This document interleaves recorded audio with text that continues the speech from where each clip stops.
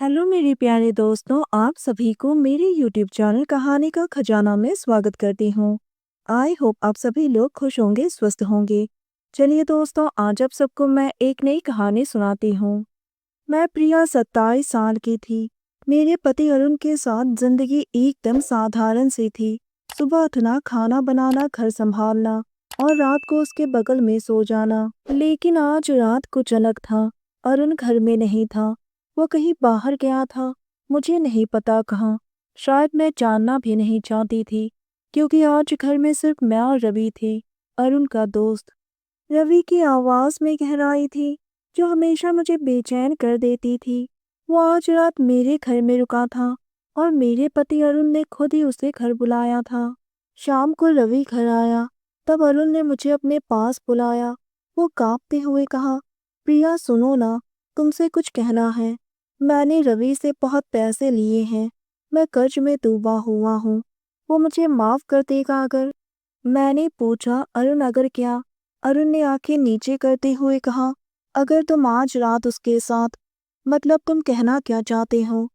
वो तुम्हें चाहता है, और वो भी बहुत दिनों से। मेरा चेहरा एकदम सफेद पड़ गया था। दोस्तों, चैनल पर नए आए हैं तो इस वीडियो को लाइक, शेयर और सब्सक्राइब करें और एक प्यारा सा कमेंट जरूर कर दें। मैंने कहा, तुम ये क्या कह रहे हो अरुण? मैं तुम्हारी पत्नी हूँ। लेकिन अरुण ने मेरे सामने हाथ जोड़ते हुए कहा, बस आज की रात हमारे लिए, बच्चों की फीस, घर का लोन। मान भी जाओ प्रिया, नहीं तो सब खत्म हो जाएगा। हम दोनों सड़क पर आ जाएंगे। मेरी आंखों से आंसू बह रहे थे।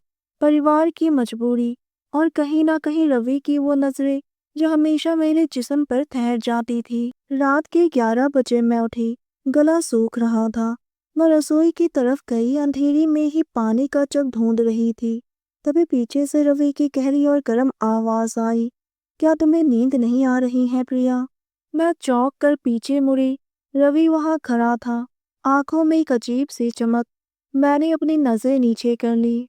रवि मेरे करीब आया और बोला, प्रिया तुम्हें डरने की जरूरत नहीं है। मैं तुम्हें कभी तकलीफ नहीं दूंगा। और उसने धीरे से मेरा कंधा छुआ। उसके छूते ही दिल में बिजली सी दौड़ गई। मैं एकदम से सिहर उठी। मैंने धीरे से कहा, ये गलत है। रवि ने मुस्कुरा कर कहा, गलत वो होता है जो मजबूरी में ना हो। ये तो हमारी मजबूरी है, अरुण की भी, मेरी भी, और शायद तुम्हारी भी। मैं चुप रही। मेरा दिल इतनी जोर से धड़क रहा था कि शायद रवि को भी मेरे दिल की धड़कन सुनाई दे रही थी। हम दोनों कमरे में आ गए। बारिश की आवाज अब और तेज हो गई। उसने मेरा हाथ पकड़ा। उसकी हथेली बहुत ही गर्म थी। रवि ने कहा, मैंने जब तुम्हें पहली बार देखा था, तब से तुमको चाहता हूँ। मेरा चेहरा एकदम से लाल हो गया। रवि ने मेरे बालों को छुआ। मैंने कहा, प्लीज ऐसा मत कहिए। मैं सच में कह रहा हूँ प्रिया। तुम्हारी आंखें और मुस्कान और तुम्हारा ये खूबसूरत सा जिस्म, सब कुछ मुझे पागल कर देता है। उसने धीरे से मुझे अपनी ओर खींचा। मैंने कोई विरोध नहीं किया। उसका चेहरा मेरे करीब आया। उसकी सांसें मेरे गालों पर लग रही थी। फिर होठ मिला, एक धीमा सा चुंबन। मेरी आंखें बंद हो गई। किसी ने पहली बार मुझे इतने प्यार से चूमा था। मेरा शरीर अब पिघलने लगा था। उसका हाथ मेरी पीठ पर फिसल रहे थे। साड़ी का पल्लू सरक गया। उसकी उंगलियां मेरे पीठ पर अटखेलियां कर रही थी। मेरी सांसें तेज हो गई। मैंने कहा, रवि प्लीज रुकिए। लेकिन उसने फुसफुसाते हुए मेरे कानों में कहा, बस इस पल को महसूस करो। और उसने धीरे से मेरे ब्लाउज के हुक को खोले और मैंने अपने हाथों से छुपाने की कोशिश की, लेकिन उसने धीरे से मेरा हाथ हटाया। उसने कहा, इतने शर्मा क्यों रही हो? तुम बहुत ही खूबसूरत हो। और उसने मेरी ब्रा उतार दी। उसने मेरी धड़कनों पर अपना हाथ रख दिया। मेरी सिसकारियां निकल गई। मैंने कोई विरोध नहीं किया। उसके बाद उसने मेरी साड़ी को किनारा कर दिया। मेरी नज़र उसकी मजबूत छाती पर गई। मेरा खूबसूरत सा बदन उसके सामने था। मैं शर्मा गई।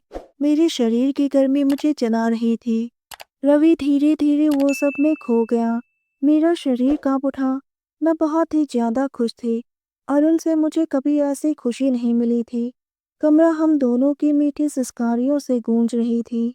मैंने धीरे से कहा, ओह रवि, कितना अच्छा लग रहा है। पूरी रात हम दोनों एक दूसरे के साथ इसी तरह से गहराई तक खोए रहे। सुबह हुई तब तक बारिश भी थम चुकी थी। मैं बिस्तर पर लेटी थी चादर ओढ़कर। रवि ने मेरे माथे पर चुंबन करते हुए बोला, थैंक्स प्रिया, ये रात मैं कभी नहीं भूलूंगा। मैं चुप रही, आंखों में आंसू थे, लेकिन एक अजीब सी खुशी थी, मानो मैं तृप्त हो गई हूँ। इसी तरह से दिन बीतते गए, कर्ज भी माफ हो गया, लेकिन मेरी आंखों में एक नई चमक थी। कभी कभी मैं खिड़की से बाहर देखती, बारिश की याद आती और मन में एक सवाल, अगर रवि फिर आए तो क्या होगा? क्या वही खुशी मुझे फिर मिलेगी? मेरे पास कोई जवाब नहीं था, लेकिन उस रात ने हमेशा के लिए मेरी जिंदगी बदल दी। दोस्तों, आप सबने अपना कीमती समय निकालकर इस वीडियो को सुना, इसके लिए आप सभी को धन्यवाद करती हूँ। धन्यवाद दोस्तों।